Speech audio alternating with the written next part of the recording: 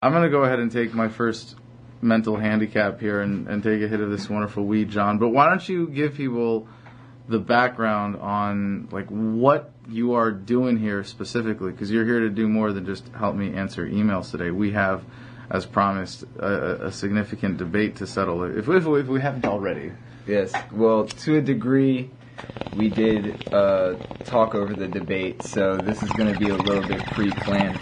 But what I'm doing here specifically is what I believe is helping to spread the message of liberty to a lot of people who need to hear it. And when I first met you at Occupy DC last year in November or so, I didn't know what was going to come out of that. And when I saw that you were accepting a marketing assistant, I was a business major. I had just done really well in my marketing class, so I figured I would go ahead and see what I could do to help you out. And it's been a really great professional relationship ever since. So, and what really impressed me about John, and this I guess this kind of came through when we met, if anything, but at Occupy DC, and just after talking to him a couple times after that, realized that you had a very well developed philosophical framework.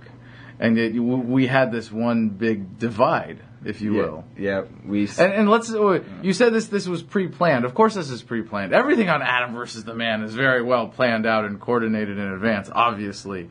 But the concept here is that we had this conversation almost preemptively last night. We expected to be like hashing this out, but John is basically already conceded one of the points, which is the moral argument. So now it's just a debate over tactics. Okay, and step back. But I just had to explain what you didn't mean by pre-planned. Okay, I'm sorry. I should have been more specific about how we ran through this, because we actually ran through the debate with a third party who was very helpful. Yes. Shouts out.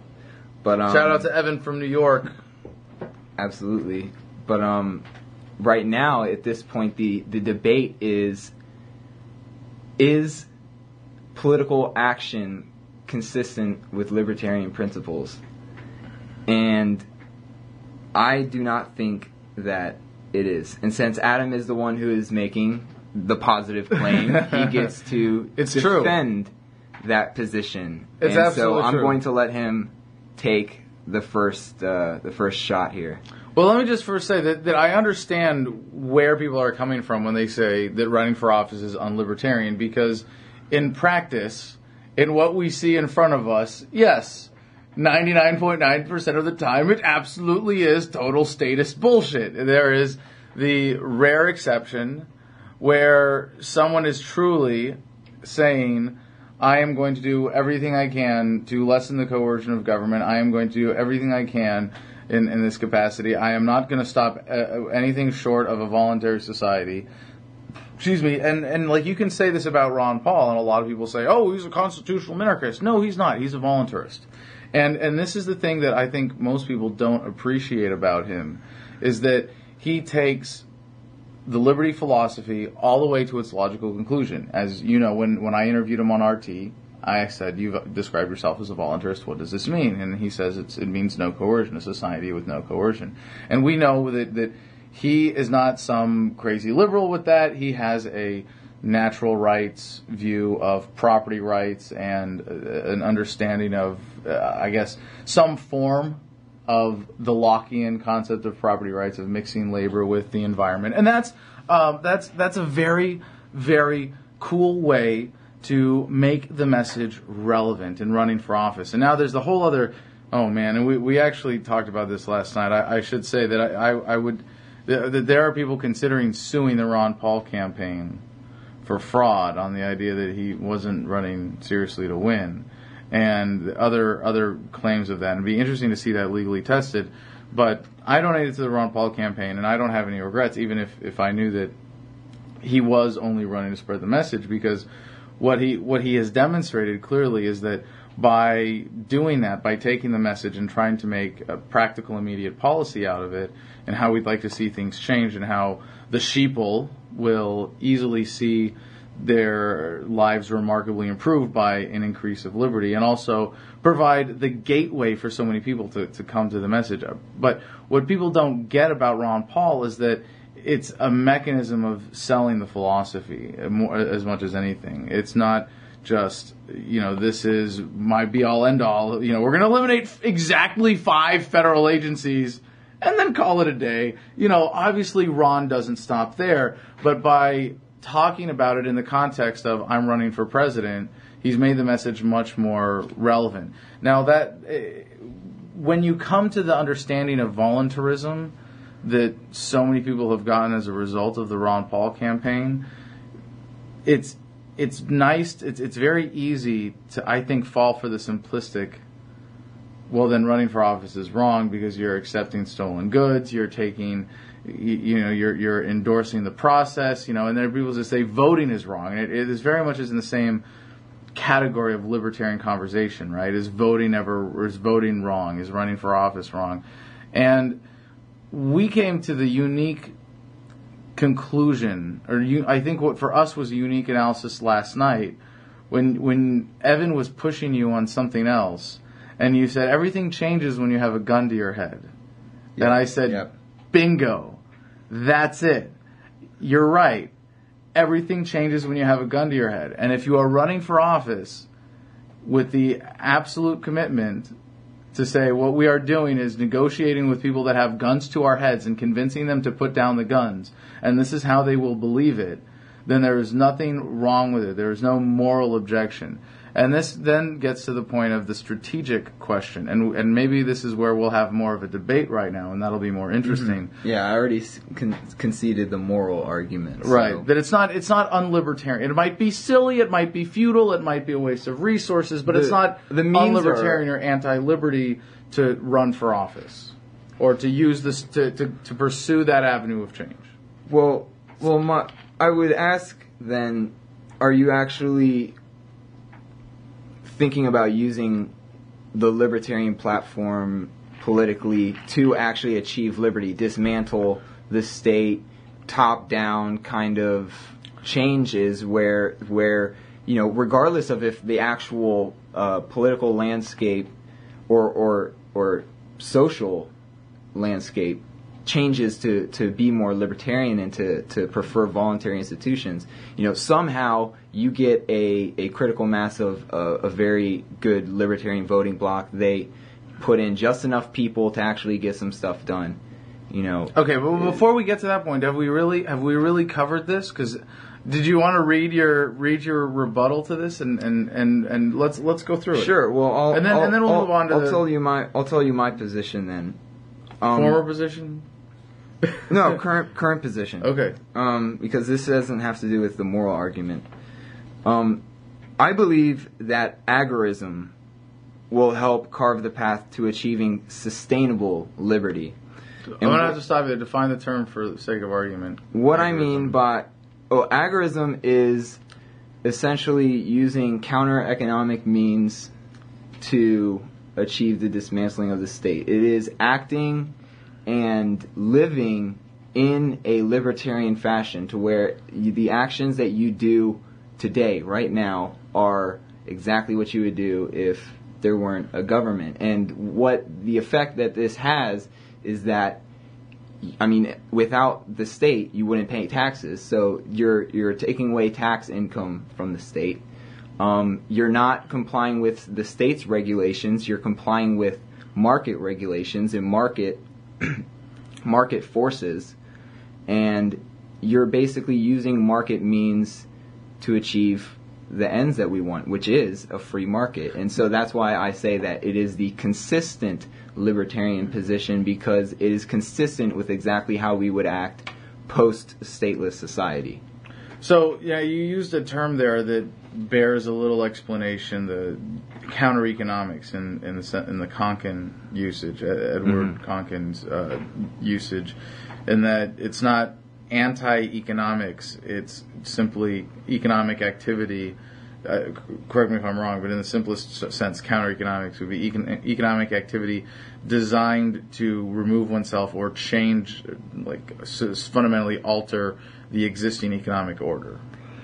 the existing economic order as it has to do with the state pretty much getting right. So like a social, it isn't necessarily libertarian though. Like a socialist commune, although probably voluntary, could in a sense would also be counter-economic. That is absolutely correct.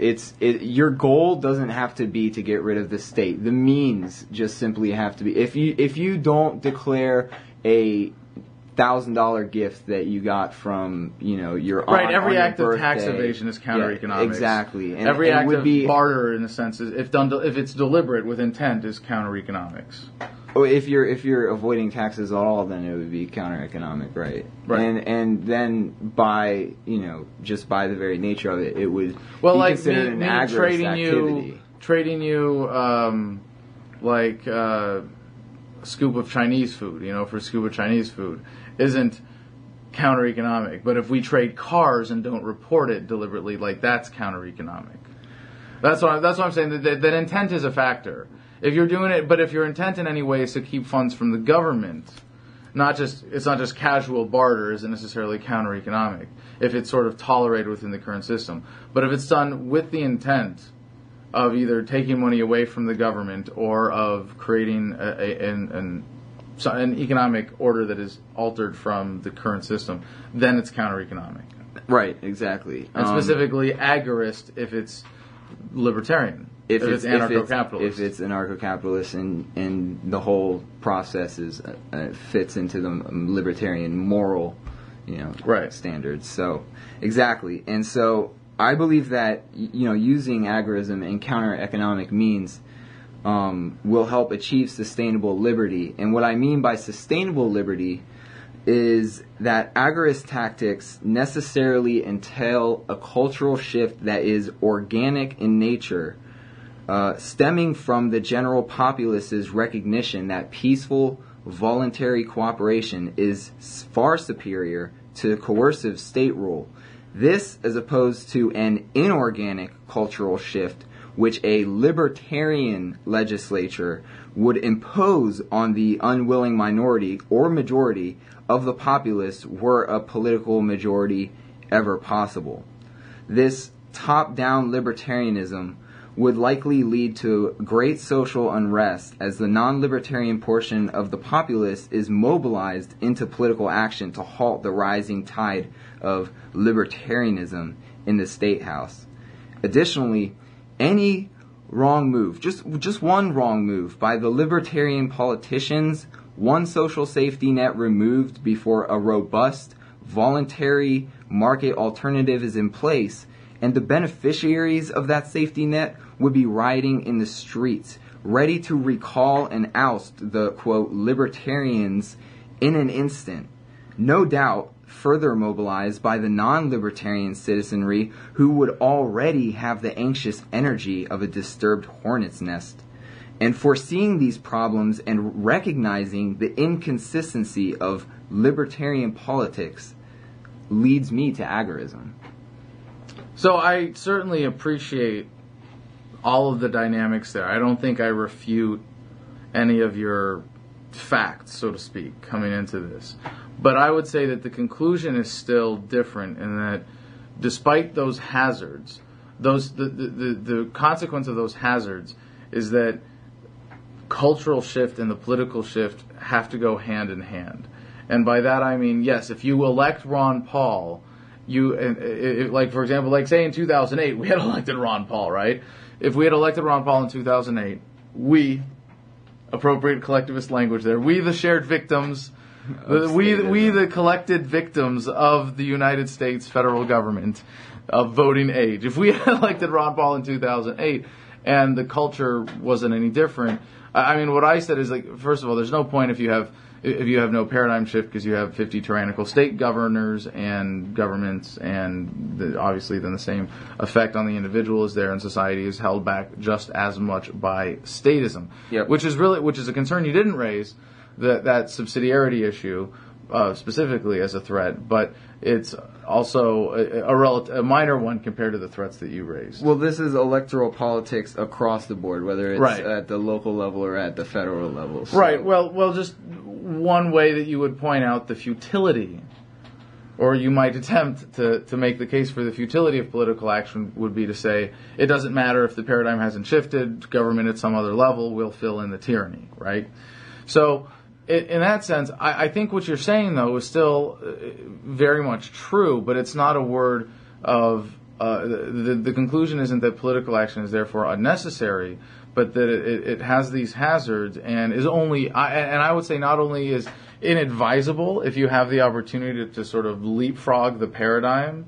You know, if you were able to, like, in some fantasy world, you were able to seize the emperorship of North America, right? And you still had all these government structures, and you still had this paradigm. Like, well, it was very possible with Ron Paul's election this year. If the delegate strategy had actually been maximized to really try and get Ron Paul bodies into the state conventions to elect Ron Paul delegates. If Ron Paul had been running to win. If Ron Paul was the perfect organizational leader, the money was there. The effort was there. They could have paid people just to show up at the conventions. Hypothetically, right? We could have won the process, but we wouldn't have any. And this makes the case for Ron Paul deliberately self-sabotaging because of the reasons that you point out, right? The hazard of and a lot of people have pointed this out. Well, shit, what if he wins?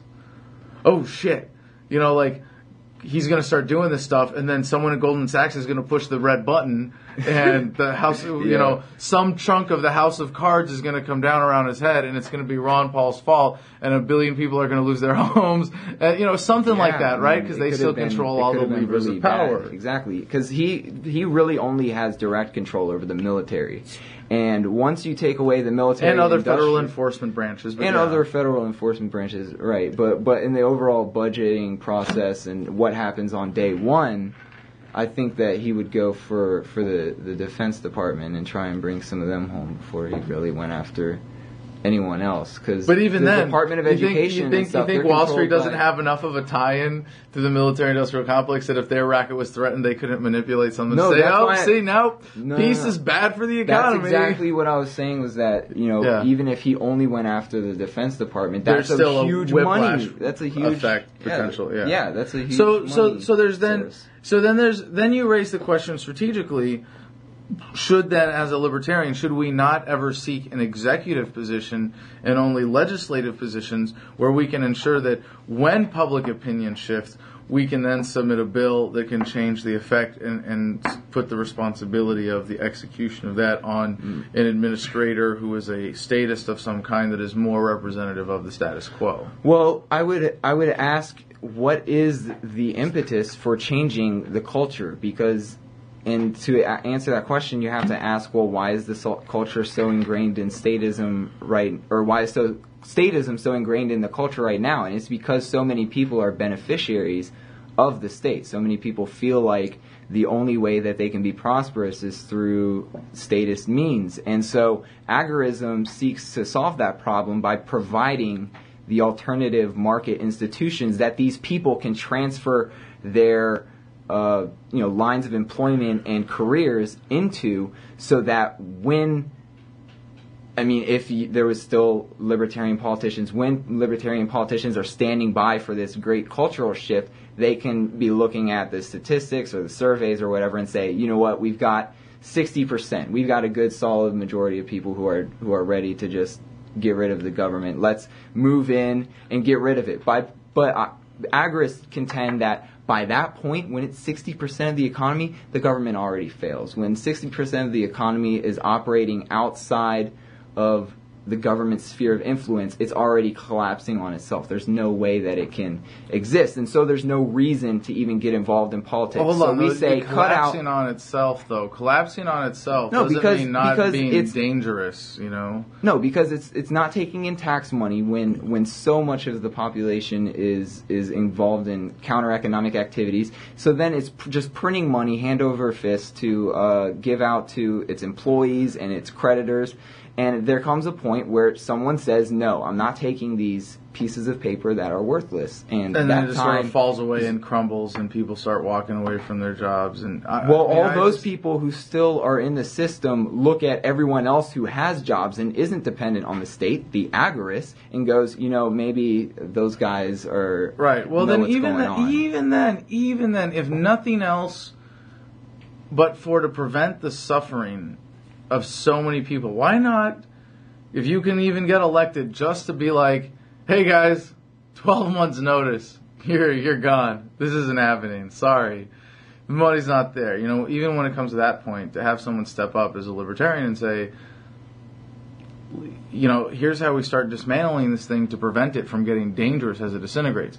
But again, what you're saying about agorism makes it clear that you need, and because human beings are insecure creatures of pragmatism, you are going to need a certain amount of confidence in the agora in order for government to fall away, in order for people to stop throwing their tax dollars at the Leviathan, right? Because they do. I mean, let's be honest, they do. They clamor for more taxes.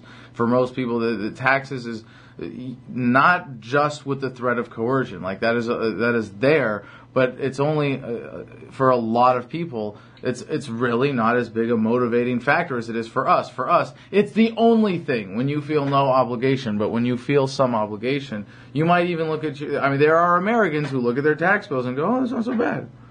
Well, the more people that join the Agora, the more successful it will be. I mean, it is proven just because liberty works, just because it is just naturally the way that humans prosper, is to remove coercion from relationships with each other. And so the more people that join and the more people that don't erupt into, pardon the pun, anarchy, gangs rioting in the streets and stuff like that, we're looking at counter-economic activities and going, wow, this is working. People can function without the state. And shows like Adam versus the Man and other alternative forms of media who are doing exposés on these kinds of experiments and showing, wow, people are making money, people are getting healed, people are solving problems, whatever the case may be. Outside society is going to they can't ignore that when everything around them is crumbling, and that point is coming very soon. I mean, we can't discount that. Like, agorism and counter-economic activities are going to be a survival mechanism, not just simply a matter of tactic. It's going to be, if you want to thrive and prosper in society, you're going to be an agorist, and you're going to be involved in counter-economic activities and starting new alternative outside of the statist paradigm communities to solve these problems that statism imposes. Like, what about currency? Like, what about environmental regulation? What about financial problems? What about real estate codes and all the things that the state currently quote unquote solves are going to need to be filled by market alternatives. And we're already seeing these kinds of self-regulation or self-government kinds of organizations popping up right now. Well, I will disagree with, I think, one assertion of your process of how government ends here, and that there becomes a tipping point with the Agora and then it just completely crumbles, because I don't think it's going to happen that way. I think it's going to be a little more piecemeal. It's going to be a lot less smooth than that. And it might happen in part by political action. It might happen in part by reluctance of the superclass slowly letting go of the inefficient parts of their racket. But even if there were to be a rapid crumbling today at the federal level, it would not entail the complete paradigm shift, because you would then have people rushing to and clinging to state and local governments and turning to them, and I think it would still be a huge step in the right direction, and people will have the comparison ability that the founders envisioned in 13 laboratories of democracy, as they called so crudely, but that you would have that competition between forms of government. There would be those kinds of comparison things, but even then, and I think you can make the case for perhaps what we might be calling the Ron Paul strategy of building movement within a party, within politics, getting people elected to Congress, to Senate, to so on, to legislative positions, not executive positions. And to my knowledge, I'm sure he's endorsed someone for governor, but at least there are a few people that he's like really gotten behind with money from Ron Paul Inc., either from Liberty PAC or other sources or whatever. And I don't think he's ever gotten really behind a gubernatorial candidate. And I'm just saying, like, maybe he's avoiding that, or not encouraging, because, you know, Deborah Medina in Texas, this just occurred to me. I mean, this might explain, you know, why he sat that one out. But Deborah Medina in Texas, running for her first time ever, did better in the Republican primary for Texas governor in 2010 than Ron Paul did in Texas in the Republican presidential primary in 2012. Mm-hmm. And she did it without any support from him. She did it after she actually was creeping up on being a threat to win until she got sandbagged by Glenn Beck. But I think that there may be some virtue to that strategy specifically, and I can't speak for Ron Paul personally when he's looking at the possibility of being president in 2013, or as it was 2009, going, no, I don't really want that job right now, guys, because we're not ready. Like, you know, maybe a big chunk has to fall away before a libertarian can step up and say, hey, guys, remember what we've been saying all along? Let me get up here and help dismantle this thing, and we're going to start by ending the violence. We're going to start by bringing the troops home. We're going to start by applying the non-aggression principle to our foreign policy. Then we're going to start doing it to the police state. And I really believe ultimately, even with the hazards that you point out, unless you can point to like a specific, hey, A leads to B leads to C, and therefore more tyranny, I think every opportunity we have to convince people to put down the guns and possibly save a life or prevent some suffering at the hands of statism is something that is providing value. And that's the only way we should be looking at this as anarcho-capitalists, really, is, are we providing value? And in that sense, yes, getting a law changed. Even you said, you know, like you would support Prop 250 in California in the conversation last night. And that would be worth coming out and voting for. And we're not ever trying to say that anybody has an obligation to vote. No, that's bullshit. We're on the same page here. Nobody has an obligation to do anything in any relationship to an organization of coercion. But as long as we've all got guns to our heads, and the situation has changed, you know, when someone is pointing a gun at your head, it's not immoral coercion, or it's not immoral fraud for you to lie to him and say, you know, in a way that convinces him to put the gun down. And obviously that's not even what we're talking about here. Unless you want to say that it's a lie that there should be a president when Ron Paul runs for president, he's lying about that, or that that's some kind of fraud. I would disagree, because in a sense he's saying ultimately that there is no need, because he's talking about voluntarism. But that if there is any opportunity to lessen the violence of government immediately in any way by using words. That's what we're talking about. We're all talking about different forms, using words. We're all talking about things that are based on no alteration in and of themselves in terms of political activism, of physical reality. We're all talking about communications.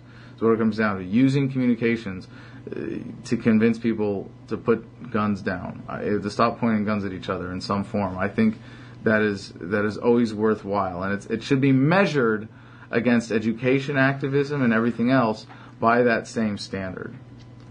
And I'm not saying that Ron Paul running for president, or I just heard an example today. Ernie Hancock ran for office. I didn't know that he ever ran for office, but for he runs different campaigns, yeah, purposes. I think that's really cool. We got to tell who Ernie Hancock is. He's Ernie Hancock of Freedom's Phoenix, and he's run. Absolutely. I think from everything locally, or a whole bunch of different offices, from local up to U.S. Senator for Arizona, and his sign said "Still voting" with the V, and the V for Vendetta, and a question mark. And so it was like an excuse for him to put up these totally anarchist, anti-voting billboards. And I think that kind of educational outreach is really good. And unfortunately, our culture, as much as they remain truly ignorant of politics as a generalization, the media really loves just talking about politics and different people that are running for offices. And even if they don't, power's sexy. Even if they don't entirely give a lot of coverage to the libertarian candidates on a local level, it's still attracts attention from likely voters. And so, getting the message out that way is fine. But to actually believe that you're going to seize control of the Leviathan and turn this beast around, I think is just a little bit foolish. And I would hold on. You went on you went on this long tirade, and I have a lot of straw men to swat down. So first off,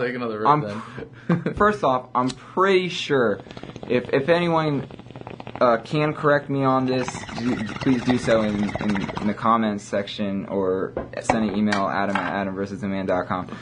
I'm pretty sure that Ron Paul voted for a border fence at some point, okay? And that's just not a very voluntary thing. Or directly to John at adamversustheman.com. Sure, that too. I'll happily respond. But I'm pretty sure that Ron Paul voted for a border fence, so he's not totally on the voluntarist tip. I can... And if you want to talk about if X, then Y, okay? If a governor asks teachers to actually pay into their retirement fund rather than just promising it to them on paper, then you will have thousands of random people packing your state house, and that's what happened with Governor Walker. And that's just on the state level. That's just one special interest issue. I mean, if you're talking about even just the federal government, that's millions of bureaucrats who are looking at you like, my job is on the line? No. And so they're going to immediately, as soon as they smell any sort of conspiracy against them amongst the libertarians, they're just going to mobilize as a political bloc, get in the statist-controlled media and say, this guy's evil, he wants babies to drown, and all sorts of horrible things that they accuse libertarians of. And that's just immediately going to cause a backlash, and that's just amongst the general larger problems that we have of the currency on the brink of collapse, our high unemployment, and all of these other factors that are providing a very stark backdrop for any sort of libertarian run for office. So the answer is still just be careful. It's not... No, you're going to face an impossible amount of pressure going against you if you actually even get elected. This does open up a huge area then for libertarians. With agorism, that's not really the case. I mean, like, if you were elected president today, which department would you, immediately? How would you dismantle government? And that's. We're going to have disagreements on that, and people are going to say, well, for humanitarian reasons, you didn't say that it's unlibertarian of Ron Paul to say we should have a welfare state for slightly longer than we should have the warfare state, which is what I'm referring to, right? When he says we should bring the troops home first and let the economy recover and adjust from that, and then have and then dismantle the welfare state. Well, I don't think I need to say anything about that, because I said that I don't think that that's a consistent libertarian way to do things. In general, getting elected and then even getting to that point. Okay, well then it's like with the border fence too, and I really do disagree with the border fence, with doing anything to restrict freedom of movement. Obviously, that's a big deal, and I think that's if you want to let the welfare state collapse under its own weight, don't steal from more people to build more of a border or restrict freedom of movement more, but. That being said, there are a lot of things that I disagree with Ron Paul on, and that's totally fine because I agree with his strategy and his approach. And if your point then is waking people up, taking advantage of as a legislator. Well, now audit the Fed. Although that's one thing in 40 years. So no, I don't. In that sense, I understand the criticism that he hasn't been that effective in getting legislation passed because he hasn't. I don't think he's been that concerned with it. But the idea that we can work in that venue then suggests, when you're being critical of it like this, what is your measurement of effectiveness for libertarian activism? Because I think as an advocate of political action, as a libertarian, in the limited scope that I'm talking about, that you're still very unenthusiastic about, what is the measurement of comparison? What is your objective metric? How free do your activities make you and the people around you? Okay, because we're not. I'm not saying that the cumulative decisions of the market in terms of how much they're going to walk away from government, how agorist it's going to be, how counter-economic it's going to be, that's not more important. And that if you had to weight them against, political action, I would put political action at best as at 10%. Really, in terms of the bulk of changing the way things actually are going to work and be determined, really at least 90% of it is determined by the accumulations of the individual deliberate economic choices that people are making. Well, the great thing about agorism is that for every person that becomes an agorist and practices agorism, you have one more free individual. That's not the case with political action. You don't become free just by becoming a voter and just by getting involved in being. In fact, you're almost enslaving. Like you're attaching yourself to the state and just being carried along. But you know what? Even if that's your argument, up and down. Okay, so even if that's your argument, first of all, look at how much Ron Paul has made himself through using just the debates, sponsored by government, mainstream media. He was able to get up and use that to make agorists. He was able to do that to free people's minds. And here's the thing. I said as an educational endeavor, that's fine. But if you actually believe that you are going to use the political structure to dismantle the state, I think that is an incorrect strategy. I think what you can do is you can get it to reflect the paradigm, though. It's a great platform, but obviously, if people still feel like they need the state, then no matter how much you tell them they don't, they're not going to change their mind until they have a reason to believe otherwise. When they see people acting as agorists outside of the state economy and thriving and flourishing because of it, then they will believe it because they can't deny it. It's happening right in front of them. Okay, well, whereas in this abstract conceptual sense where you're up on the debate stand and you're like, the market will take care of it. I mean, that's too abstract for most people. It's not just that, though, but I mean, it's part of my experience from running for office is that when you make yourself not a threat, but you make yourself relevant by saying, hey, you could vote for me or not, it really puts the power in someone's hands to decide if they want to embrace the philosophy that you're running on. But even with that, instead of donating to a campaign, why not invest, even if it's micro investing in an agorist activity? So let me paint an extreme example for you. Then. That's what I'm talking about. Because a lot of time, resources, energy go into political campaigns, which if you just directed 10% of that, or some other small percentage of that resources towards agorist activities, and I should be making the case for this, right? Because this is why people should donate to Adam versus the Man. Yeah, absolutely. I mean, this is a free market way to get the message out, and I think that's great, and that's why I'm a part of this operation. But if it's a new a Bitcoin company, or if it's a new doctor kind of healthcare providing service that is market oriented, like the thing I think it was BJ Lawson, yeah. PhysicianCareDirect.com. Physician Care Direct. Like, that's a perfect example. If people wanted to invest money towards that, or invest money towards anything that really helps people subvert the state, internet privacy services and things like that, that kind of stuff helps people be free today. Voting and running for office and stuff like that is great if you just want a way to bring up libertarianism without, walking into the room and going, hi guys, have you heard the message of liberty today? That's fine. But to actually think that you're going to get into office and somehow magically put through all of this legislation to dismantle the state, I think it's a fool's game. Well, what if you?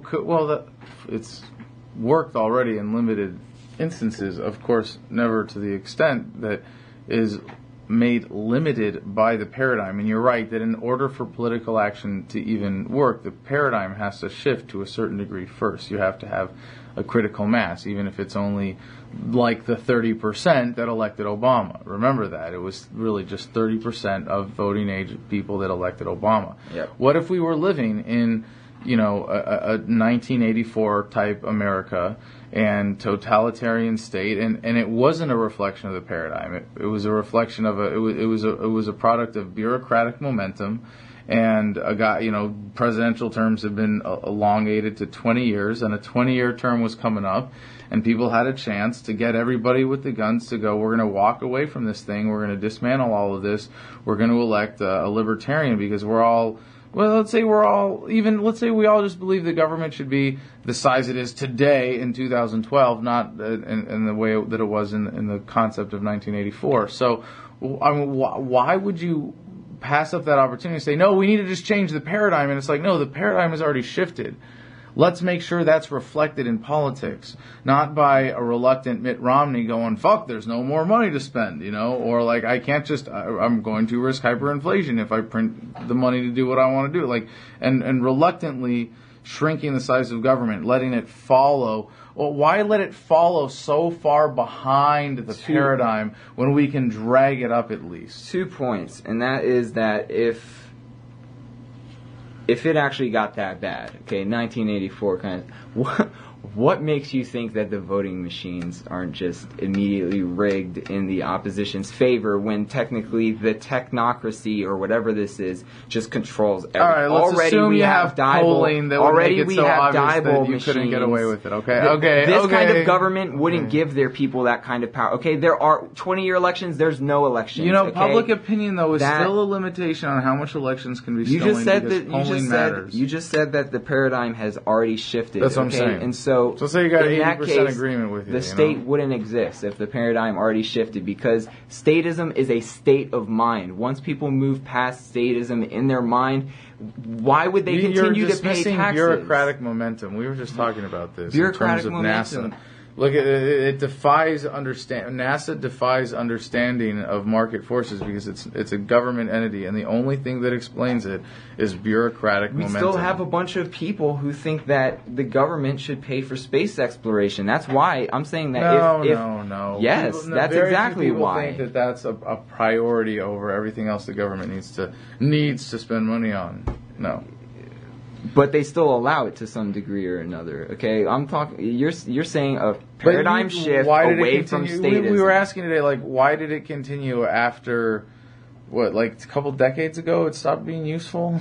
Well, for traveling to the moon, they still study outer space and deep space, and they talk about trying to find bacteria or life on other planets or something like that. I mean, it's funny to think now that it's the free market that's on it instead of being far out exploration. It's sort of short term, passenger. How do you get people to the moon and back? Yeah, Mars how do we back, get much more precious resources that kind of cool? From a meteorite to Earth or water or something? Isn't this funny to consider? Maybe the government's intervention in the market for space exploration, the effect was resources diverted away from immediate practical things like mining asteroids and colonizing the moon and Mars and shit like that, and it has diverted resources from that to all this obviously inefficient, ridiculous, but possibly stuff that's kind of silly, getting ahead of ourselves, exploring the depths of the cosmos because it's more exciting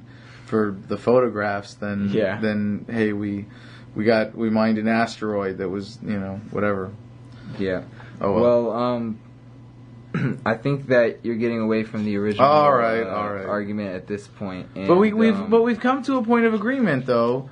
At least that you will be evaluating political engagement not from the framework of that's not libertarian in any benefit as a side effect, but rather from the framework of how effective is this. Yeah, how effective is this at freeing the people? I mean, we should apply market kinds of ways of determining success to libertarianism, and so far, the success is 0%. The state has just continued on pretty much unabated, treading over every single last right that we think that we have. So, libertarians, and I think Dr. Paul is helping with this, but really need to step their game up if they want to use this strategy to actually achieve liberty in our lifetimes. But ultimately, it's a big melting pot of ideas. libertarians are a bit like herding cats. All of the old metaphors and analogies used to describe libertarians. Education, agorism, politics, just talking to people that about libertarianism, being free, sharing your today, passion right now. It's about sharing your passion. Like if you're turned on enough by this, enough to be listening to this podcast, you care enough about this to have a passion to share with others. Absolutely, and whatever your outlet for doing that, as long as it's NAP, it's all good, and you should do what makes you happy ultimately, and what makes you feel free. And if that's politics, then for me as a libertarian, live and let live. Go ahead, but strategically, I don't agree with it. We can have our agree to disagree and have our differences. You're just being contrarian because you don't say you disagree. That you say you would say you only value the educational aspect. Yeah, I do. I don't think that you can achieve liberty with electoral politics except through the educational aspect. As a result of the educational aspect. Yeah, unless for some reason you were talking about agorism at a political debate and everybody in the room was just like, I'm going to Google that when I get home, and becomes agorist the next day. That's great. Hey, what if you're Ron Paul and they then go read Ayn Rand and then go read Rothbard, because it's on the reading list at Campaign for Liberty. That's education. That's cool. Yeah. I'm down with the educational aspect.